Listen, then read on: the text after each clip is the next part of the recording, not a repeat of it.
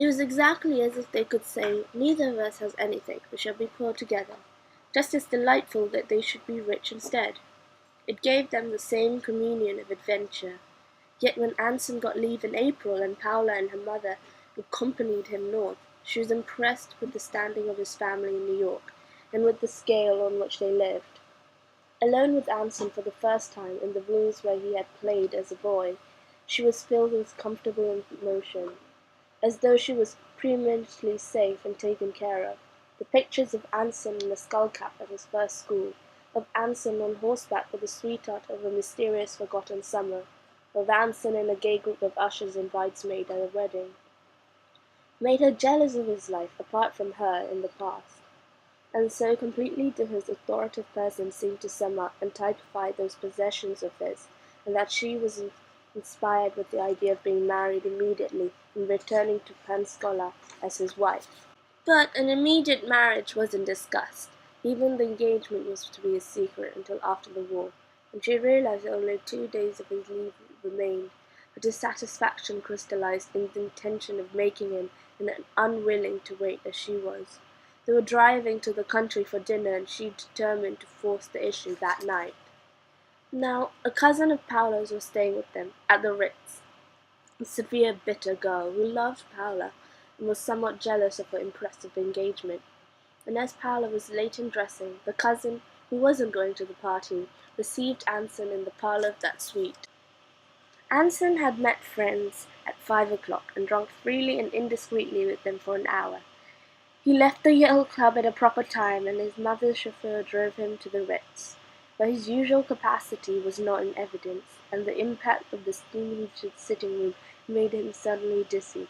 He knew it, and he was both amused and sorry. Paula's cousin was 25, but she was exceptionally naive, and at first failed to realize what was up. She had never met Anson before, and she was surprised when he mumbled strange information and nearly fell off his chair. But until Paula appeared, it didn't occur to her that what she had taken for the odor of a dry-cleaned uniform was really whiskey. But Paula understood as soon as she appeared.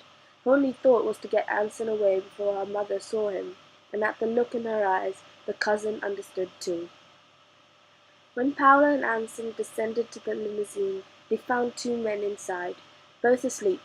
They were the men with whom he had been drinking at the Yale Club, and they were also going to the party. He had entirely forgotten their presence in the car. On the way to Hampstead, they woke and sang. Some of the songs were rough, and though Paula tried to reconcile herself to the fact that Anson had few verbal inhabitations, her lips tightened with shame and distaste. Back at the hotel, the cousin, confused and agitated, considered the incident, and then walked into Miss Legendary's bedroom, saying, "Isn't he funny?" "Who is funny?" "Why, Mr. Hunter. He seemed so funny." Mrs. Legendary looked at her sharply. "How is he funny?" "Why, you said he was French." "I didn't know he was French." "That's absurd. You must have misunderstood," she smiled. "It was a joke." The cousin shook her head stubbornly. "No, he said he was brought up in France. He said he couldn't speak any English, and that's why he couldn't talk to me." "And he couldn't."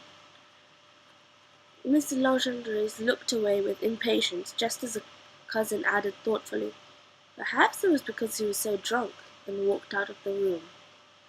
This curious report was true.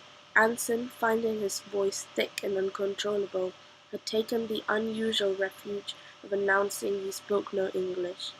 Years afterwards he used to tell that part of the story, and he was invariably communicated the uproarious laughter which the memory aroused in him. 5 times in the next hour Miss Legendre tried to get Hampstead on the phone. When she succeeded, there was a 10-minute delay before she heard Paula's voice on the wire. "Cousin Joe told me Anson was intoxicated." "Oh, no." "Oh, yes. Cousin Joe said he was intoxicated. He told her he was French, and fell off his chair, and behaved as if he was very intoxicated. I don't want you to come home with him." "Mother, he's all right. Please don't worry but I do worry. I think it's all dreadful. I want you to promise me not to come home with him." "I'll take care of it, Mother. I don't want you to come home with him." "All right, Mother. Good-bye." You sure now, Paula? Ask someone to bring you. Deliberately, Paolo took the receiver from the ear and hung it up. Her face was flushed with helpless annoyance. Anson was stretched asleep out in a bedroom upstairs, while the dinner party below was proceeding lamely towards conclusion. The hour's drive had sobered him somewhat. His arrival was merely hilarious, and Paula hoped that the evening was not spoilt after all. But 2 imprudent cocktails before dinner completed the disaster. He talked boisterously and somewhat offensively to the party at large for 15 minutes, then slid silently under the table like a man in an old print. But unlike an old print, it was rather horrible without being old quaint. None of the young girls present remarked upon the incident. It seemed to merit only silence. His uncle and 2 other men carried him upstairs, and it was just after this that Paula was called to the phone. An hour later Anson woke up in a fog of nervous agony, through which he perceived after a moment the figure of his uncle Robert standing by the door. "I said, are you better?" "What? Do you feel better, old man?" "Terrible," said Anson. "I'm going to try you another bromoseltzer.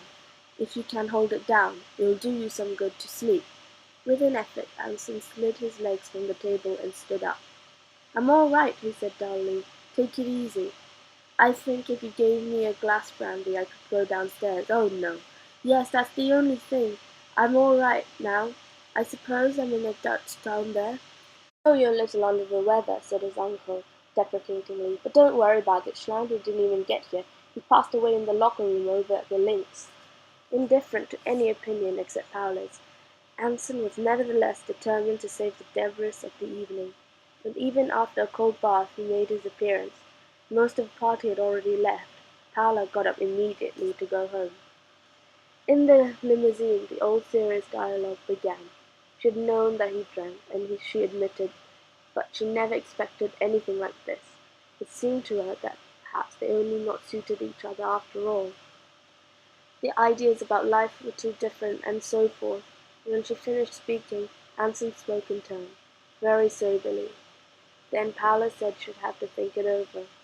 She wouldn't decide tonight. She was not angry, but she was terribly sorry. Nor would she let him come into the hotel with her.